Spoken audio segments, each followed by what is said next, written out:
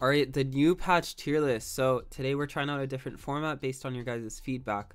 We're going to start out with a recap of the patch, all the changes, and then I'm going to have gameplay in the background, and we're going to talk about the newest tier list, the best Pokemon. But this patch, huge patch, Mewtwo Y got a huge nerf. This was really needed. So they nerfed crit chance, its special attack got a decent hit. And the zero crit chance is actually really big. And then Future Sight got nerfed, and so did Recover. But Psy Strike and Teleport did not get nerfed. However, I do think Recover was the stronger move, and Future Sight was definitely the stronger move as well. Blissey got nerfed, which helps with nerfing Mewtwo as well, so that's really good. They nerfed Safeguard and Helping Hand, so that's going to make Mewtwo Y a lot less annoying as well. And they nerfed Blissey's Unite move for the first time, which is good. Not that big of a hit, so Blissey's still really good with the soft boiled set. Safeguard set, you're not really wanna go ever, really. Like, just go soft boiled probably. Lapras got a huge hit. These changes, like, you really feel it, and you're gonna see it drop a lot on my tier list. So Lapras is still good. Don't make that mistake. It's still good, but it's actually going to be more of a defender now. Leafeon, its Unite move got hit basically, and it's definitely, like, the hit was pretty sizable. I think it's going to make Leafeon a lot worse in solo queue. However, in competitive, it doesn't really change that much. Urshifu, these nerfs were really big. Defense nerf is going to make it easier to kill, and they just nerfed the blue Urshifu part, not red Urshifu, but defense nerfs are definitely going to hit it pretty hard. Now, Absol, these nerfs are really good. They buffed its attack, so they buffed Sucker Punch, they buffed its Unite move. It feels really good, especially because if you watch my Ultimate Guide video, Energy Amp, Absol just feels insane now. You get your Unite moves so fast. Decidueye, the Razor Leaf buff was interesting. It'll be... I'm not sure whether Razor Leaf will be good. It's always been kind of a coin flip, like very niche move, so we'll see. But its Unite move also got buffed, which this one's not that big of a deal because its Unite move is, like, not that good compared to other Unites, so we'll see how good it is. Blaziken, so these are huge Blaziken buffs. They just buffed basically its stats and its Unite moves, and they fixed a bunch of bugs on it, so Blaziken feels really strong. You're gonna see it jump up a lot of tiers. I actually had Blaziken S tier in my competitive tier list before, so it's even higher now, which I think Blaziken was already pretty decent in competitive. In solo queue, it was not the best. So Mew's changes are basically to make it easier, in my opinion. It's to make Mew just easier as a Pokemon. So basically you get less reward for hitting Solar Beam, but it just does more damage now. You get less reward for the boosted auto being farther away, but it does more damage, etc. And they gave it Spell Vamp, which is a huge buff. So if you don't know what Spell Vamp is, basically it restores your HP when you deal damage. So Unite DB says Flailolax is still bad. I disagree. I did a Flailolax video in my last video. I like Flailolax a lot. It actually feels pretty strong. Is it competitively viable? Probably not. But the Unite move buff was really huge. This is like the same cooldown, excuse me, as Pikachu. So the Unite move buff was actually insanely good. And Talonflame bug fix is nice, doesn't really change much. They finally fixed this bug, which has been in the game for like a year, and they actually buffed Tyranitar a little. So the top of the tier list now. Hola, it's me, Trashcan. So I'm gonna have a different opinion than a lot of players. I feel like most of the casual fan base is gonna think Zacian is the best Pokemon now. Even in solo queue, I think Mewtwo X is the best Pokemon. In competitive, I think it's the best Pokemon. This mon is fucking insane. It's actually insanely good. Might do a guide on it if you guys want to see a Mewtwo guide, if it's not cringe to do anymore. I'm pretty good at Mewtwo X though, so this mon just feels unbalanced. Like, it's still, remember, Mewtwo Y got nerfed, but Mewtwo X got nerfed before, but it really was overshadowed by Y, and I think now that Y is a little less in the forefront, Mewtwo X really shines. Obviously, Inteleon has not been nerfed, and it's extremely strong, so it's second, and this is a competitive tier list, remember. So Inteleon with Peel is definitely the strongest Pokemon in the game when Mewtwo's are banned. And Umbreon, I mean, Umbreon didn't get nerfs, and Mean Look is the most broken move in the game. I think it's better than Zacian, which probably unpopular opinion here, but I really do think Umbreon's stronger than Zacian. But Zacian's still good, so Zacian's fourth, and it's going to be mainly Sacred Sword. Agility is so strong. And I forgot to mention on Mewtwo X, I think you have to go Future Sight, Recover. I think that's the best by far. Other moveset's probably not the best Pokemon in the game, but that one feels so strong right now. And then Mewtwo Y, I'm not sure how good Mewtwo Y is really, but this is my guess.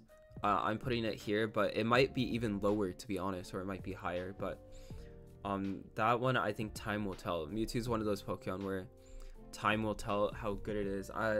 It's just like, it was good based on like interactions where like it would live on 1 health, right? So how much that has changed really depends now. So we will have to see. Now Hoopa is the best support by far. Hoopa is so insanely strong in this meta, so it's in the S+ tier. Didn't get any buffs, but like that's just how strong it is in this meta, especially because pockets aren't as important anymore. Like Inteleon, Zacian, like Mewtwo X, they don't require pockets, so Hoopa is just extremely strong. Best support by far. Its stats are insane. In competitive, Slowbro didn't receive many changes. I do think the curse items, even though they don't affect Slowbro's healing, it affects like the potion build, it affects focus band, and that's kind of hurt Slowbro a bit because it used to be unkillable before. It's a lot easier to kill now with those curse items in the game. But overall still very strong S+ tier. And now these two are probably controversial, but I think this is how strong they are. Mew and Blaziken in the S+ tier. I really think they're extremely strong in this meta, like really strong. And so I have them S+ tier, and you can see Lapras is in the S tier. So that's how far Lapras has fallen. I put Mew and Blaziken above them. So Blaziken actually just feels so extremely strong, just the base stats. Like as long as you know how to play Blaziken well, like you don't even have to do anything special. Like it just feels so strong. Now Zoroark and Dodrio didn't receive many changes. They still fill that niche, like double speedster. Still good at killing like Pokemon like Inteleon, so they're definitely still good. But yeah, I actually think Blaziken is stronger than them now, which is crazy to say. But Mimikyu, this is one I'm not sure about, but this is my guess. I'm putting it here right below Zoroark and Dodrio. Now Mimikyu could well and above and beyond be like better than Zoroark and Dodrio. I do not think it's better than Lapras though. It could be worse. It could be like A tier, but this is my prediction for how good it will be in competitive. Only time will tell with the tournaments. But Blastoise, no changes, still a very strong tank option. I do think Lapras is probably still better. But again, Lapras is probably better as a defender now, not a carry. So Blastoise can still be played as a carry mainly. I actually think Blastoise is kind of ass as a defender.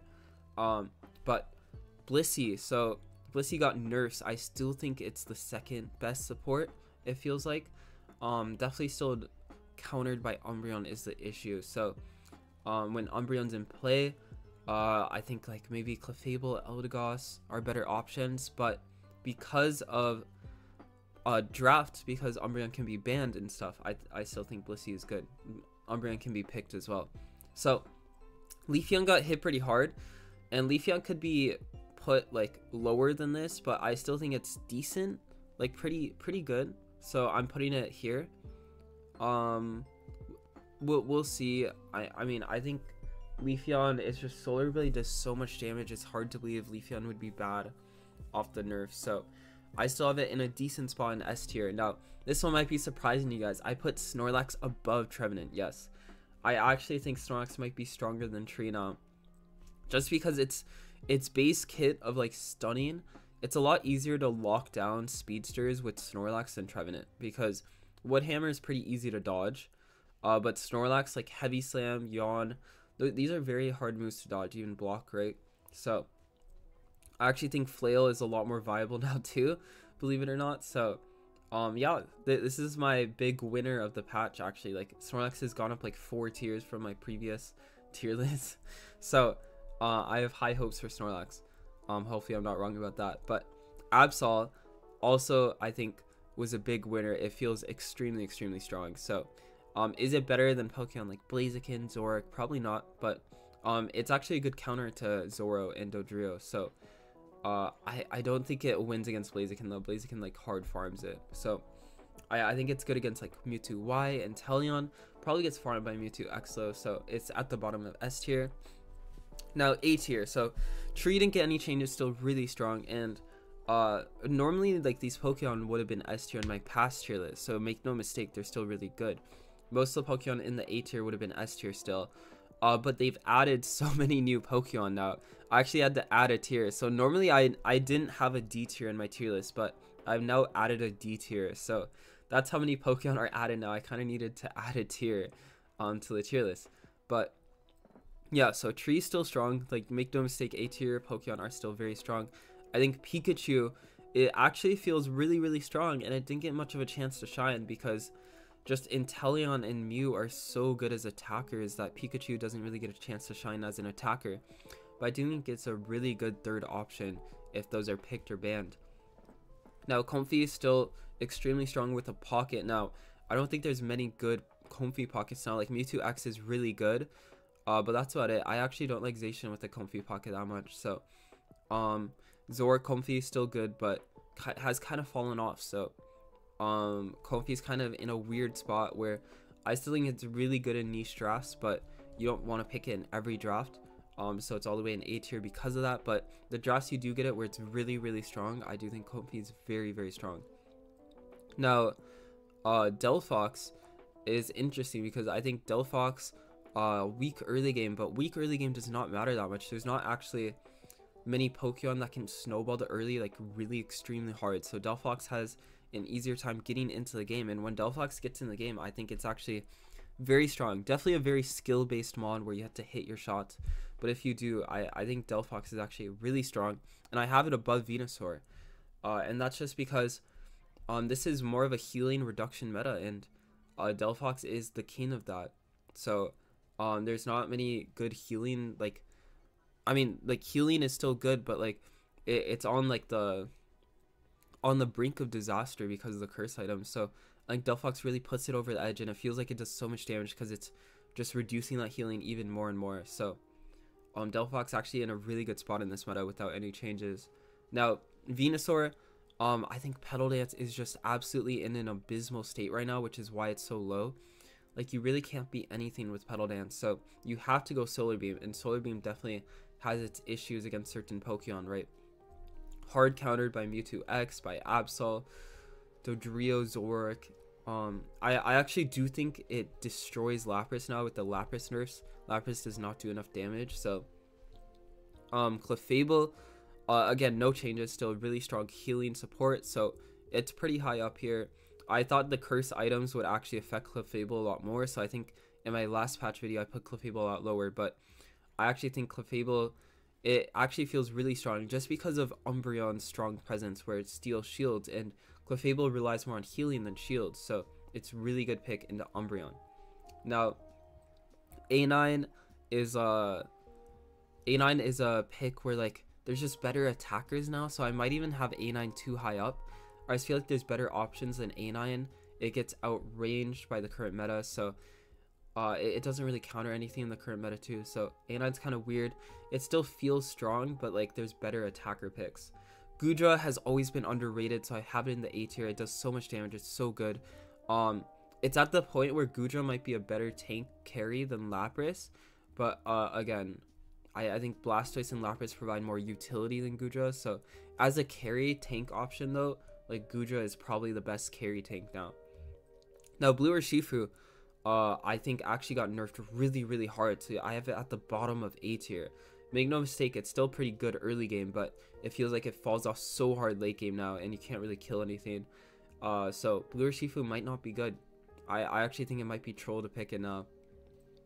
but we will have to see.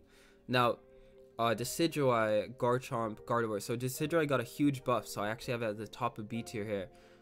Time will tell if it's better option than Solar Beam. Obviously survivability is a huge issue for Decidueye, so we'll have to see. But all these picks haven't really been buffed or nerfed. This is just where they stand in the meta. So some important options to note are Sableye. So I think there's a rise in competitive of kind of more score compish comps, and I think they actually do well. I think Sableye actually does really well into the top meta mons right now, like Inteleon, Mewtwo X. A lot of these Pokemon don't want to run full heal, so when it's more of like a Speedster, Zoroark, Dodrio meta, they're always running full heal. It was a lot worse for Sableye because these mons could just solo kill Sableye. But these mons at the top now, like even Blaziken and stuff, like they don't want to run full heal. So Sableye like really does a lot better into this meta. Like a lot of these Pokemon need eject button, which makes Sableye's like stuns like so good. Like it has like the longest stuns on Pokemon in the game. So Crustle is one of those Pokemon I had really high hopes for. I had really high up on my last tier list, but it's kind of fallen off. Like I just think there's probably still better option than Crustle. Don't get me wrong, it's in a good spot now. So I used to have it in F tier in all my tier lists, so it's in a decent spot. Now the rest of these Pokemon, Eldegoss is probably, I always have a lot of like Eldegoss fans that are haters of where I put it in my tier list. Again, in these poke metas, Inteleon, Mewtwo, Mew, like they're ranged poke that's gonna chunk out your team. Like one Inteleon liquidation chunks someone from 100% to like 20% late game, right? Like, do you really want an Eldegoss? Think about it. Think about it in that 5v5 fight. Inteleon every like 5 seconds is chunky in one of your Pokemon to like 20% health. Do you really think an Eldegoss is good enough? You're gonna have to like blow Unite move to like save them if a fight breaks out, right? Whereas like Pokemon like Clefable, Blissey can heal them up like really fast up to like full health. Eldegoss takes a really long time. So I really think Eldegoss does not have enough healing, and like it's still good in solo queue, but as a support healer in competitive, I think it's kind of dog. Like it's kind of like Mamoswine as a tank. Like Mamo does a lot of damage, it has really good stats, but that's not what a tank needs to do. It's like even though Mamoswine stuns, it does a fuck ton of damage, it has really high defense. That's just not what tanks do in this current meta. Like you need tanks that can heal themselves, right? Like Snorlax and Trevenant, they heal themselves. So does Slowbro. So that's kind of like Eldegoss just doesn't have a place as a healing support, is what most people fail to realize, in my opinion. Now there's still drafts that Eldegoss is going to be good, but again, I think there's better options than Eldegoss. So Red Urshifu, I've always been a hater as well, especially with the defense nerf. It's still okay, but I have it at the bottom of B tier here. Honestly, some of these Pokemon I have in C tier are probably better than Red Urshifu, but I'm still giving it the benefit of the doubt. I feel like the defense nerf really hit the Urshifu's heart, so they could be put a lot lower here. But yeah, Candle is still really good. I've thought Candle was like pretty decent. Like I have it above Espeon and Scyther. Talon is really good in score-ish comps. So is Tyranitar, so they're further up here. They have more of a place in the meta now. AG, I think, actually feels pretty decent, but definitely gets hard countered by certain Pokemon.